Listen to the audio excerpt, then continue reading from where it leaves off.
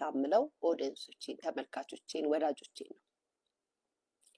እኔ ይቅርታ ማለት የፈለኩት ዛሬ የኔን ተከታዮች፣ በእኔ ያዘናችሁ፣ በእኔ የተከፋችሁ ሰዎች፣ እኔን የምታከብሩኝ፣ እኔን የምትወዱኝ ሰዎችን ነው ይቅርታ ልል የመጣሁት።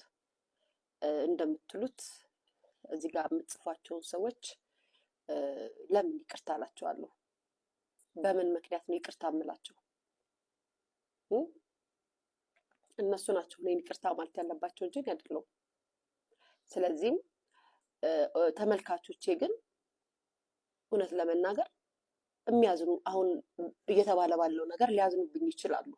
ስለዚህም አንደርስታንድ ያላረጉኝ ሰዎች ሊሆኑ ይችላሉ እና እነሱን ነው ይቅርታ ማለት የምፈልገው። እኔን አክብራችሁኝ ስትከተሉኝ የነበራችሁ ሰዎች፣ የምትወዱኝ ሰዎችን ነው ይቅርታ ማለት የምፈልገው።